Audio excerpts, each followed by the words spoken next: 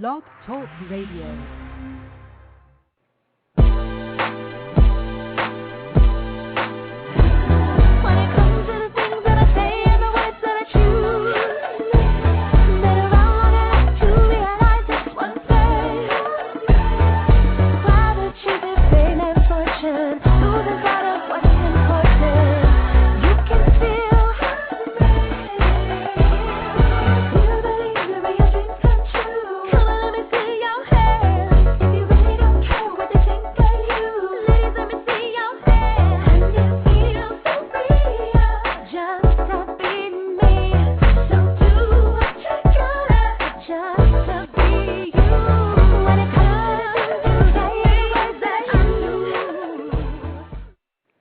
Welcome to Plus Model Radio. I'm your host, Shanice Lewis. Today is Thursday, October 23rd. Thanks for tuning in. I've got an exciting show this evening with special celebrity guest, Kimberley Locke. Kimberley Locke is one of our favorite Idol contestants from Season 2 of American Idol. She went all the way to the top 3 finalists with Ruben Studdard and Clay Aiken and held her own. She is currently signed with Curb Records, and her debut album, One Love, hit stores in mid-2004 and spawned the #1 Billboard Hot 100 sales single for 8th World Wonder, where Kimberley became the 3rd idol to enter the chart at #1. In 3 short years, Kimberley has scored 4 top 10 Billboard AC hits, including 8th World Wonder, I Could, Up on the Housetop, and Jingle Bells. In 2005, Kimberley signed with Ford Modeling Agency and became a Lane Bryant spokesperson. She has also been a Jenny Craig spokesperson and appeared on Celebrity Fit Club. Her album, based on a true story, is in stores now. Let's welcome Kimberley to the show. Hi, Kimberley. Are you there? Hello?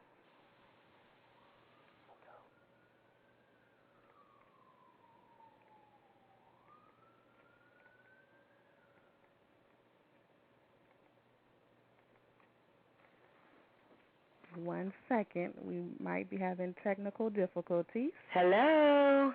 Hi, Kim. How are you? Can you hear me? Yes. Okay. Thank you so much. I know you're busy. You had a lot going on. You just had a brief freak out moment, didn't you? I did. I did. Well, thanks for being with us. So, no problem. I'm going to start from the beginning. I know you're probably tired of hearing idol questions, so I'm going to get those out the way. No problem. So, what were you doing before competing on American Idol? Before American Idol, let's see, American Idol was the end of, I auditioned at the end of 2002, I think, and I was on the show in 2003. Mm-hmm. So I just finished undergraduate school, and I was headed to law school. And I was working, I had a job with BMI ASCAP and CSAC at the time, and I was just preparing to go to law school. And the funny thing was, when I auditioned for American Idol and I made it to the final round, which was with Paula, Randy, and Simon, and they give you the yellow slip that says you're going to Hollywood, I found out that Hollywood Week was the same time law school started, the same week, December 9th. I'll never forget the date, December 9th. And I had to make a choice between American Idol and law school, so obviously I chose American Idol. Wow. So before I even knew if I was going to make it, so I was a nervous wreck. So you just stepped out on faith, basically. Hey, I really did. I stepped out on faith. I had no idea what was going to happen, and I had no way of knowing what was going to happen. So before Idol, had you made a demo or approached record companies and tried to do it on your own? I had, probably since my sophomore year or freshman year in college, I had been singing in bands locally in Nashville at different jazz bars or cabaret rooms, or, just singing with different bands, period. And prior to that, I was in a group an a cappella group primarily called Shades of You, and we sang everywhere we could wherever people wanted to hear us, we sang. Mm-hmm. It didn't matter where it was. And, that's since I was young, I've always known that I either wanted to be a singer or a lawyer. Those were the two things that I wanted to do. So what was your biggest obstacle getting started as a professional singer before the show? Well, what I learned in college is that you are a professional singer once you start earning money at your profession. So I was already a professional. Got it. The way I looked at it was I wanted to go to the next level. Mm-hmm. And what happened for me was, Oprah calls them our aha moments, mm-hmm. and I call them gifts from God. Mm-hmm. One day I realized, I wanted to go to the next level. I was not content singing in bars and singing in clubs. Of course, that's how you have to start out. That's the way it is sometimes, and that's what you have to do. But I realized that I'd gotten to a point to where, I said, this is not what I want. If I can't have it, I don't want it. If I can't have the professional level that I want to reach, which is having a recording contract, having my own band, if I can't have that, I don't want it, because I can do other things and be successful at them. And I made that decision, so I stopped singing at every club I ever sang at. Mm-hmm. I stopped singing in bands, period, and the only time I sang was in church, which was very gratifying for me, and it was enough. It satisfied my need to sing. And that's when, I'm telling you, I started focusing on law school then, no music, and that's when American Idol came about. Wow, so it was just meant to be. You know what? It was meant to be. And, people, my mom is the number one, person that'll say, if it's meant to be, it's going to be. Mm-hmm. And as much as I hate that expression, it's true. If it's meant to be, it's going to be, because I had already enrolled in law school. I had taken the LSAT. I had bought my books. As a matter of fact, my books are still in my closet at my mom's house. You didn't return them? I didn't return them. Well, I was like, well, maybe I'll use them one day. I wasn't sure. I kept them, and I was like, this was, they always say what God has for you is for you. Mm-hmm. But I believe you have to be in position for that. And I think that I was in position for that. And that was for me, and I'm doing exactly what I'm supposed to be doing. So after competing on Idol, do you automatically have representation with someone at the show, or are just people approaching you from all different directions?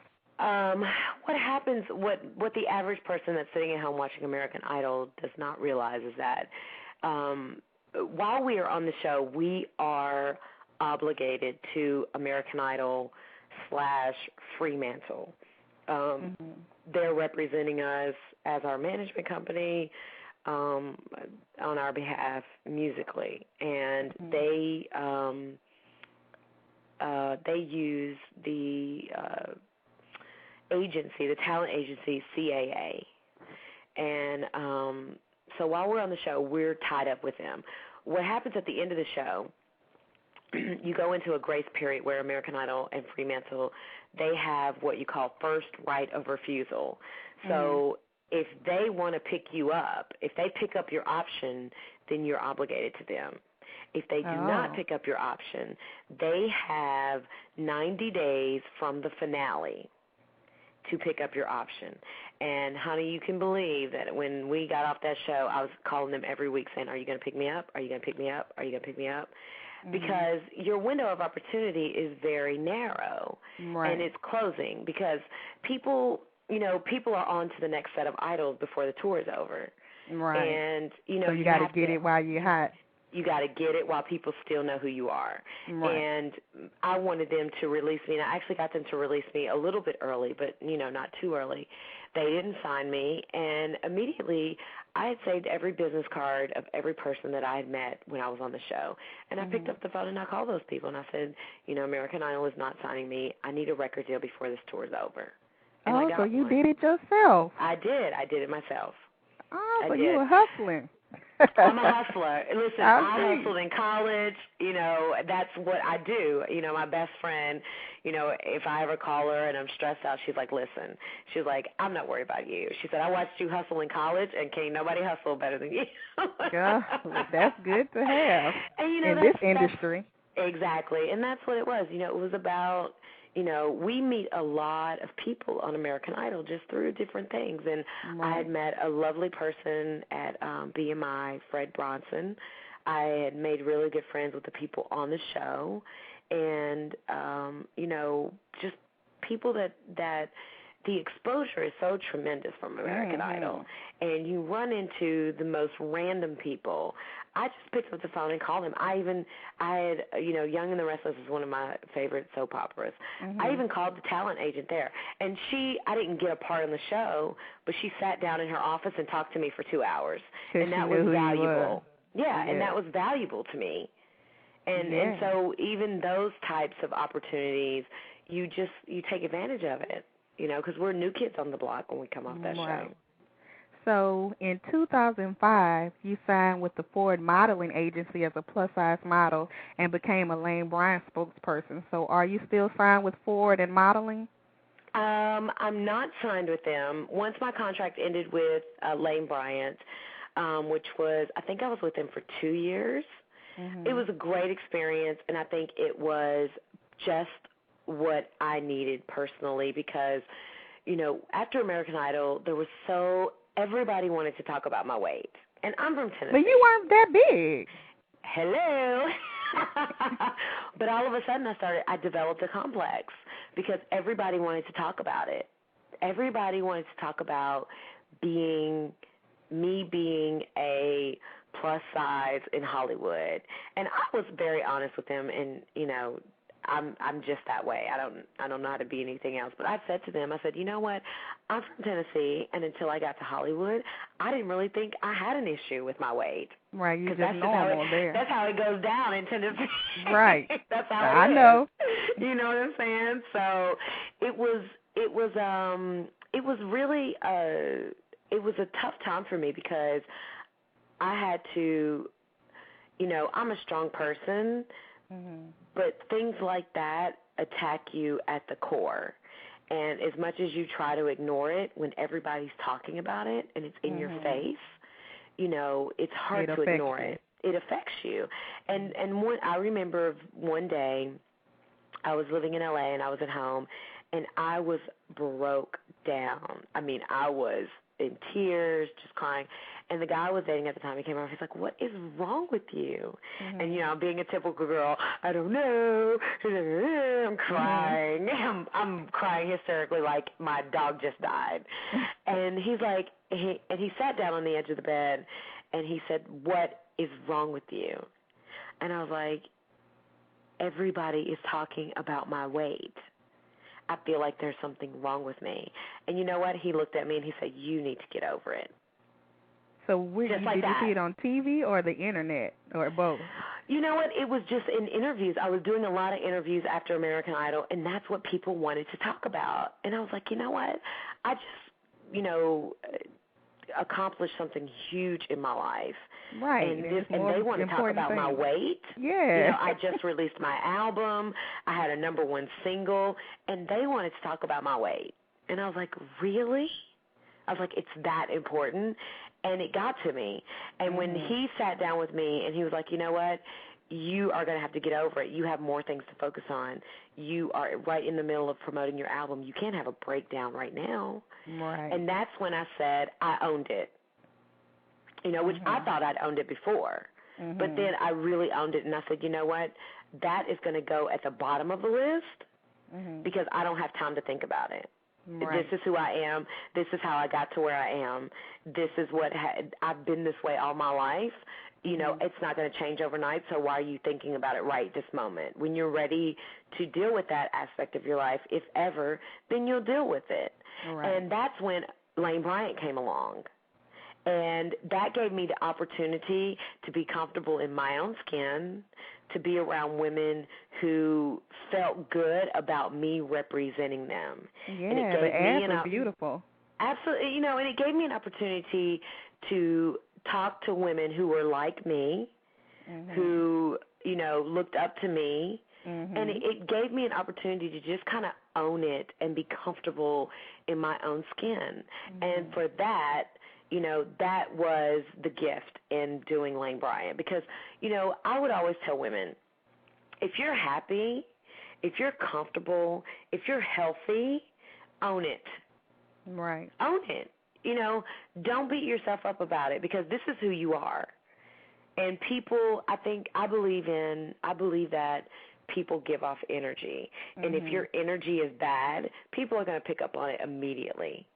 And if you're not comfortable with yourself, then it's up to you to change it. But if you're comfortable, then own it and go with it. Now, in your bio, it says you were previously approached by Jenny Craig and Celebrity Fit Club, but you initially said no. So what happened after the Lane Bryant campaign that made you change your mind about it? You know what? I'm all about challenging myself and getting the most out of me. And I think that, we as people, I think the hardest thing to do is to challenge yourself. It's easy for me to challenge you to something because I want to be the best. But when it's just me, myself, and I, and I'm going against myself, that's when the real growth happens. And I think when I first got approached by Jenny Craig and Celebrity Fit Club, I was like, I'm going to be honest with you, I don't really think I want to do this. So if I knew my mind wasn't in it, I wasn't going to go on national television and fail. I wasn't going to do a national weight loss campaign where, I really wasn't ready to do it. And I told my manager, I said, you know what, I need some time to think about it. And he said, okay. And I think finally one day I said, well, what's next? You've accomplished everything you want to accomplish in your life. You just had the beautiful opportunity with Lane Bryant to own who you are and to be healthy. So I started to look at it from a realistic perspective. I looked at my family history of, hypertension, diabetes. I started to, rationalize it because I'm a very logical black and white person. And I just started to look at the facts, and I looked at my family, and I was like, that's what's predestined for you. If you're just okay with being okay. Your mother's overweight, your brother's overweight, your grandparents are overweight. These are the ailments that come along with that. And I said, okay, let's challenge myself to see if I can do this. And not until I got to that point did I say that I was going to do it. Now, it was a decision myself. While being a Jenny Craig spokesperson, did you receive criticism after being a Lane Bryant spokesperson? Oh, yes, honey. My fans ripped me apart. Really? They called me a sellout. They said that I'm turning my back on, the fan base, which was so far beyond the truth. Because, just because I lose weight, it doesn't change who I am. Right. And then, I was so shocked because I was like, it's amazing how here I am trying to do something good for myself, which is lose a little bit of weight so that I'm healthier in the long run. Honey, I'm not trying to be a size 0. I've never been a size 0. I will probably never be a size 0. That's not what I'm going for, And as far as I'm concerned, I'm always going to have hips and I'm always going to have breasts. They're not going anywhere either. So for me to be a stick figure, it's not going to happen. Right. And I think after I did it and after I started to lose the weight, my fans became more receptive of it. They were like, oh, my gosh, she looks so good. I'm so happy for her. And then I started to inspire them. And they totally changed, and they started supporting me. Because it's hard, when you've been doing something your entire life, especially food, and I'm from the South, I say it again, everything is fried. I'm from Louisiana, I know. Yeah, we only eat about 10 vegetables. They're fried, or they're fried and cooked in butter. With gravy. With gravy, exactly. And so it's like trying to do that was so hard. So I literally...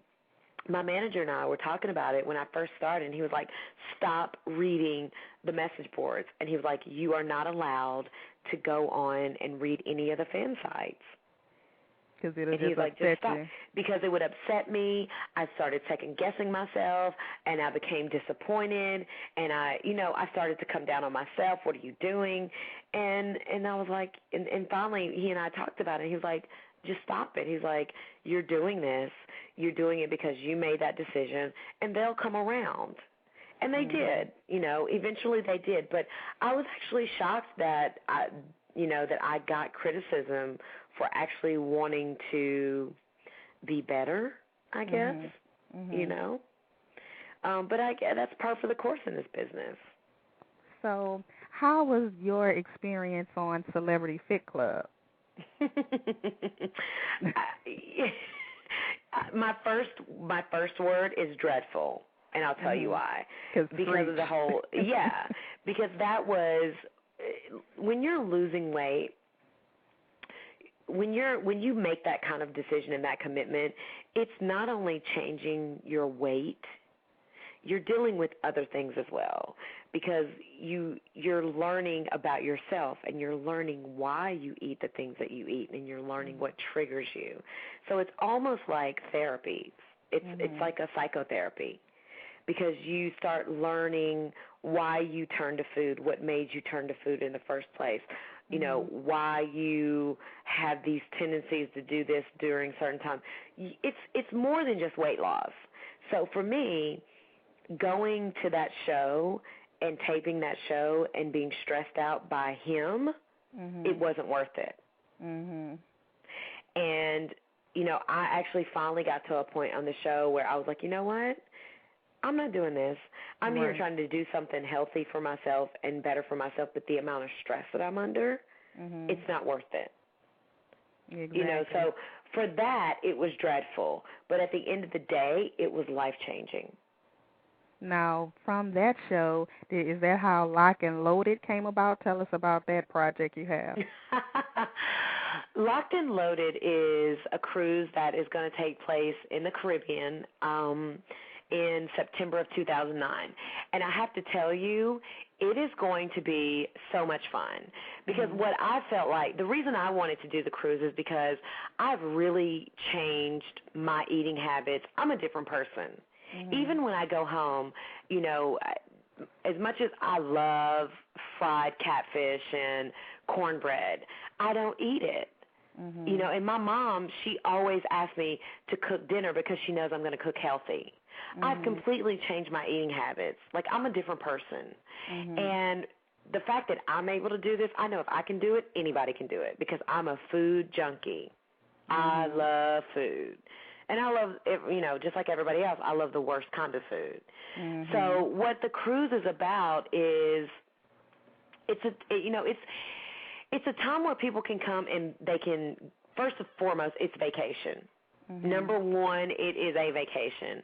But number two, it's an opportunity for people to come and be educated. We have, I'm doing all the music aspect of it. Harvey's doing all the fitness and wellness. But, what I want to do is I want to be in all the fitness and wellness stuff too, because, I'm a product of eating healthy and, doing the right thing.